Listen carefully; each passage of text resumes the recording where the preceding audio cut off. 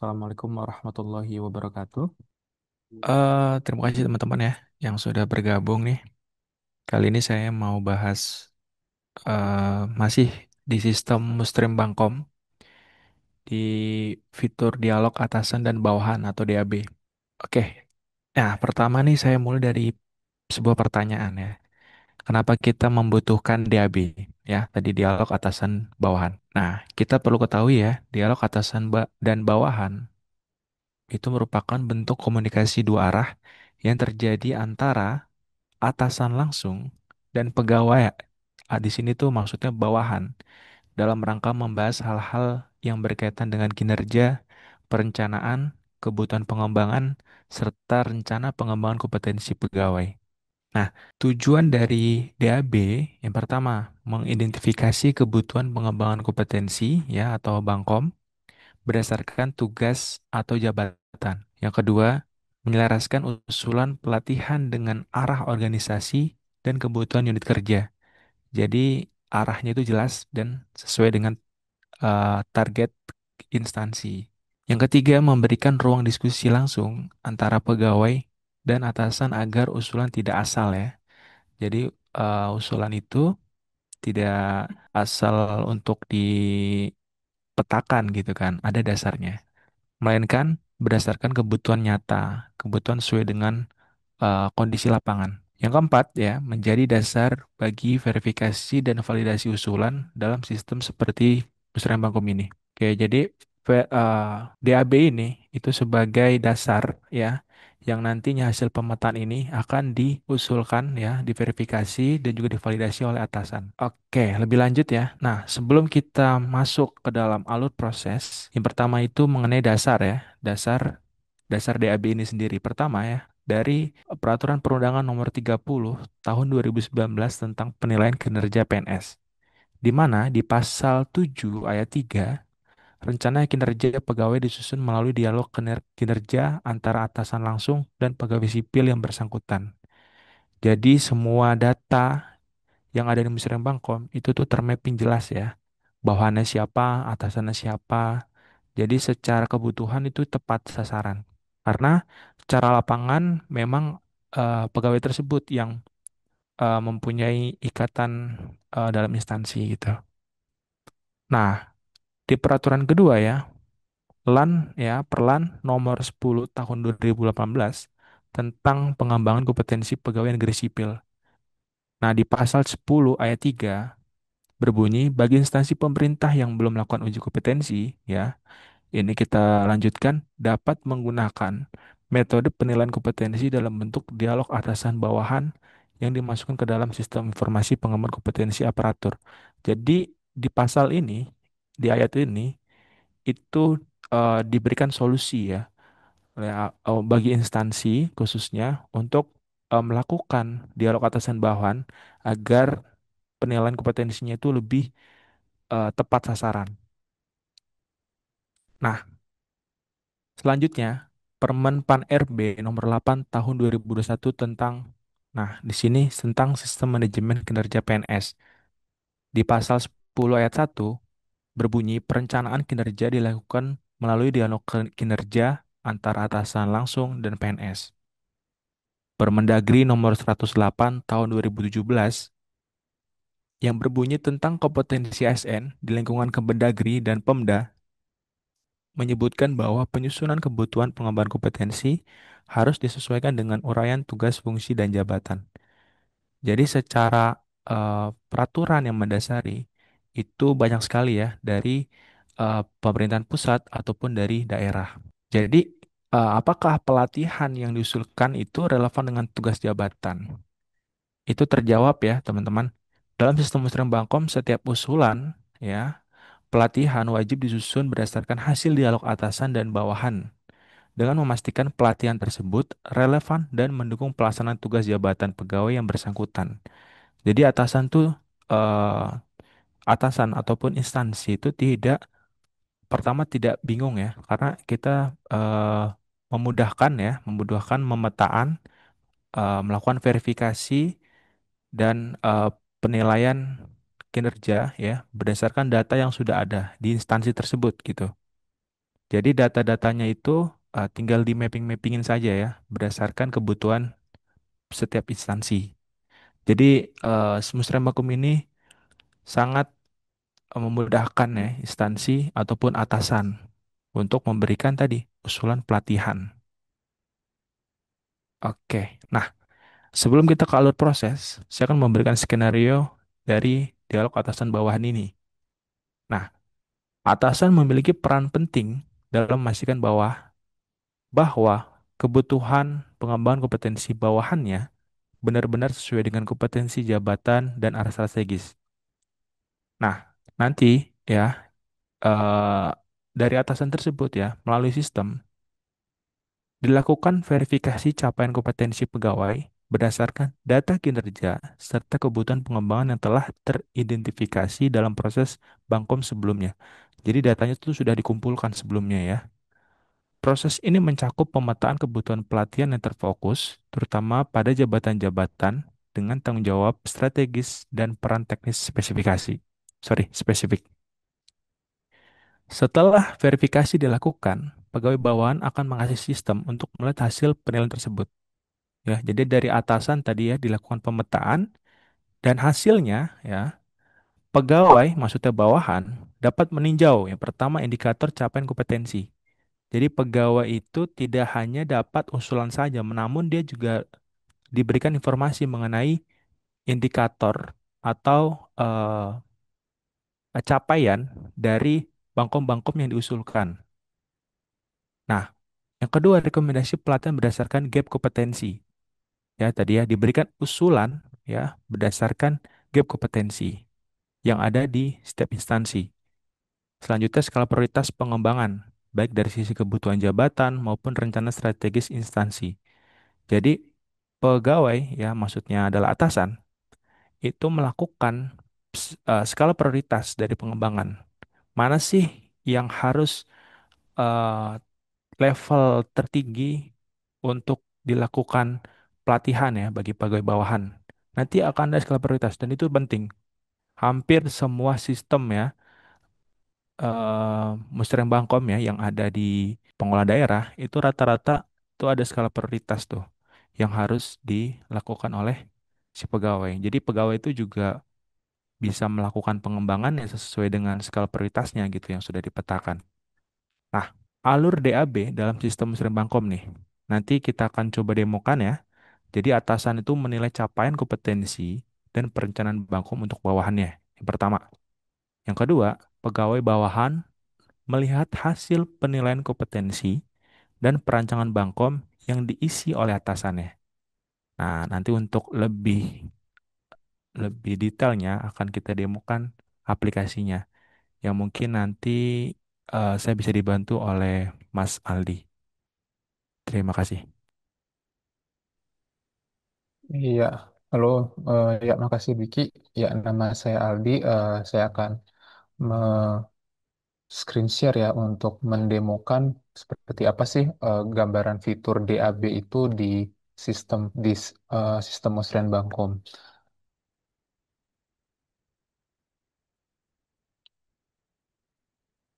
Oke.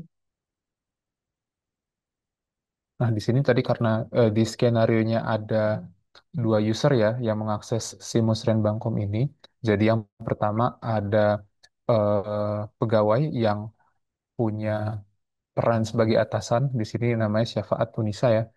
Dan satu lagi saya buka eh, web Musren Bangkomnya di browser terpisah. Ada namanya Rian sebagai yang di skenario ini akan menjadi pegawai dengan role yang bawahan yang akan dinilai oleh atasan. Oke, kita mulai dulu dari role atasan ya.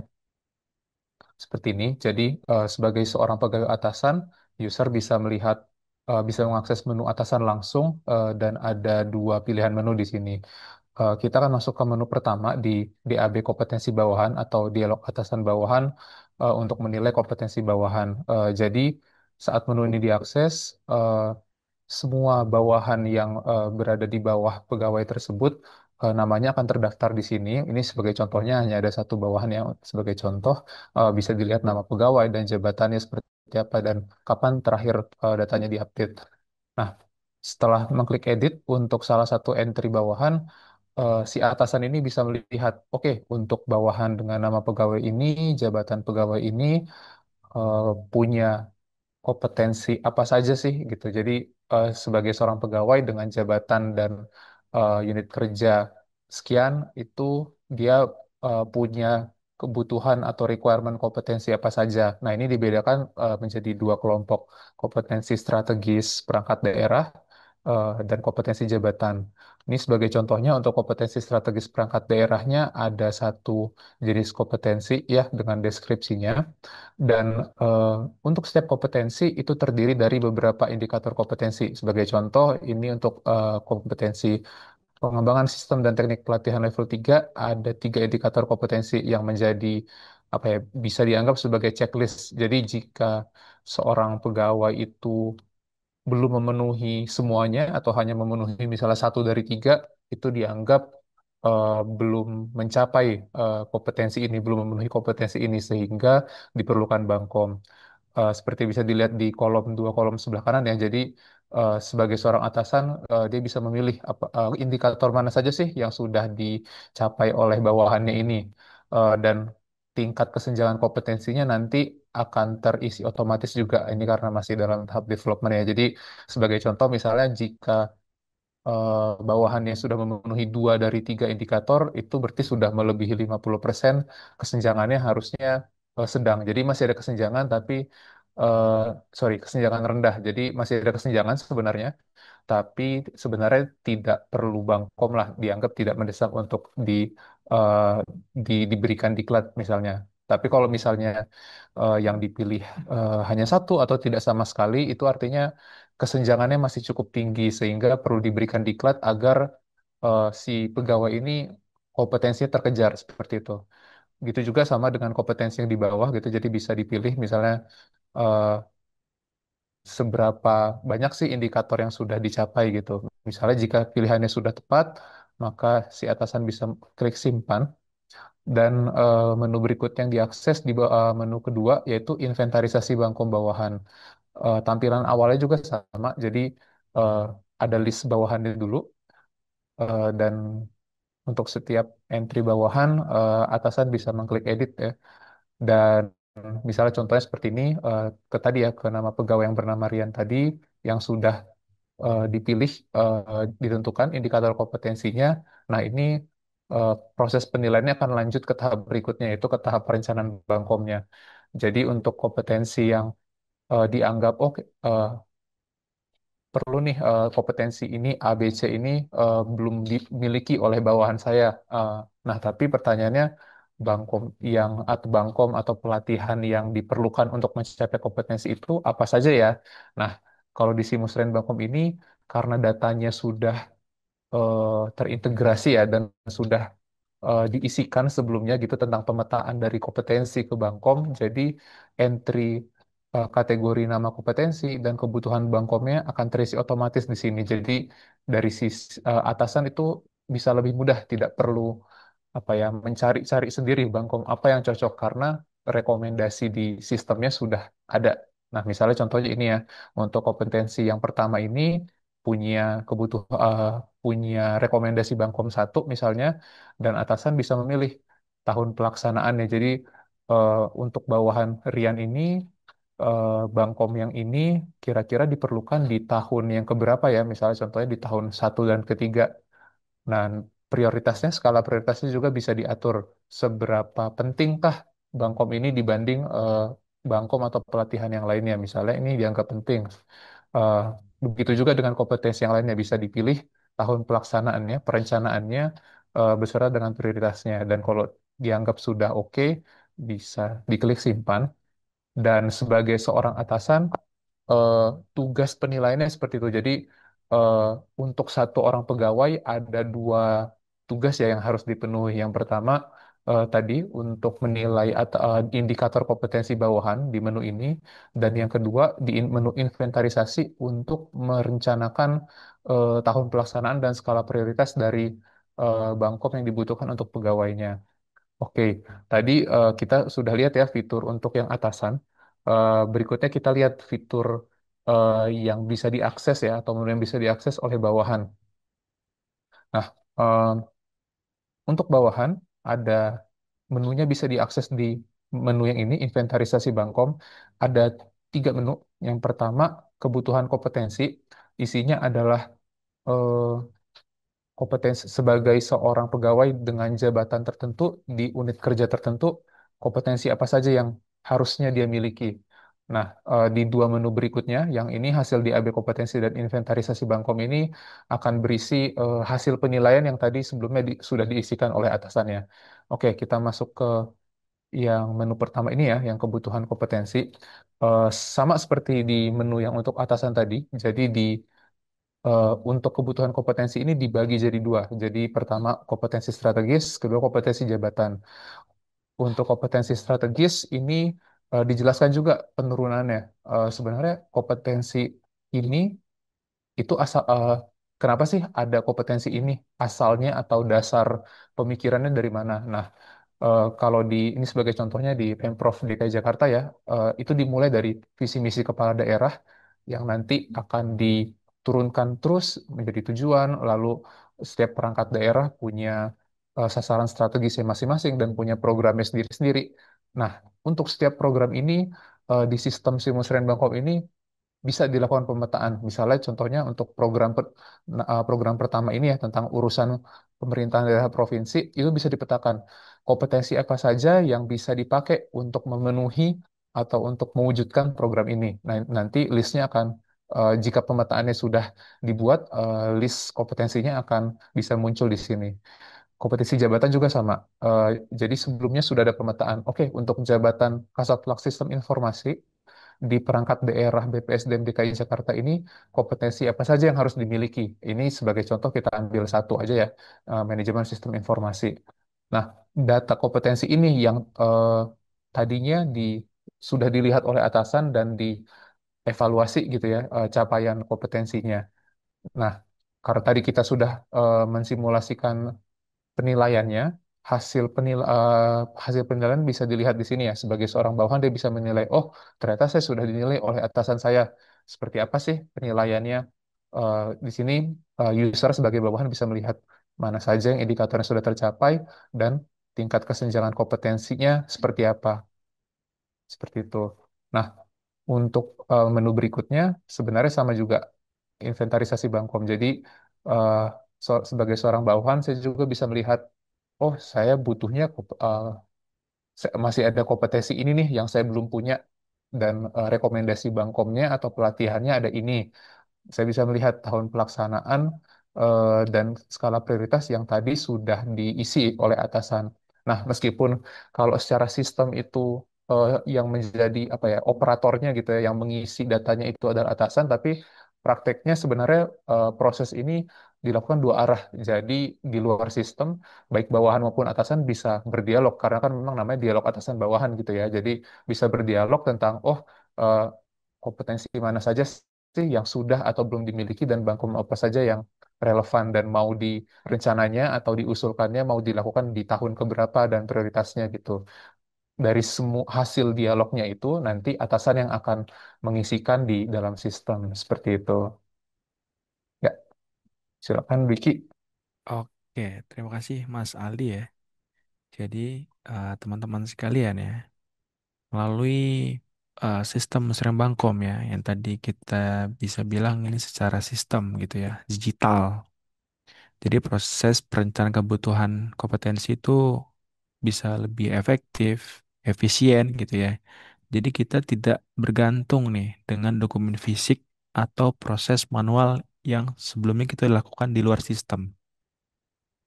Nah, jadi seluruh usulan itu dicatat langsung ya di dalam sistem sehingga pertama lebih terstruktur, terdokumentasi, dan tepat sasaran berdasarkan kebutuhan yang real ya dan disertai dengan dasar dan pastinya ada patokan yang jelas nih.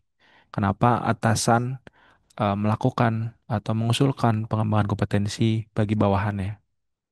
Dan selanjutnya mendukung perencanaan pelatihan yang strategis ya tadi ya. adanya kompetensi, ya, kompetensi jabatan atau kompetensi strategis itu mendukung perencanaan ya secara sistem ya untuk instansi-instansi terkait. Dan juga yang pastinya meningkatkan partisipasi aktif nih pegawai dalam pengembangan diri. Ya, khususnya tadi ya, bagi atasan itu sangat mudah kok untuk digunakan dari hanya sekedar pemetaannya. Mungkin seperti itu. Nah, kedepannya kita juga akan coba eh, menjelaskan ya mengenai sistem-sistem ya seperti verifikasi dan validasi. Banyak sekali ya, one-man meeting ya kan, sampai kebutuhan perencanaan ini dilakukan di dalam sistem Bangkom. Oke, jadi ya DAB ini bukan hanya formalitas, tetapi sarana menyusun kebutuhan pelatihan yang berkualitas dan selaras dengan tujuan organisasi yang pastinya. Oke, terima kasih teman-teman yang telah bergabung di sesi kali ini. Ya, bagi teman-teman yang menyukai video ini, ya silakan untuk like, share, ya, komen, dan ikuti channel ini ya sampai sesi-sesinya selesai gitu. Baik, terima kasih teman-teman. Kita tutup ya. Assalamualaikum warahmatullahi wabarakatuh.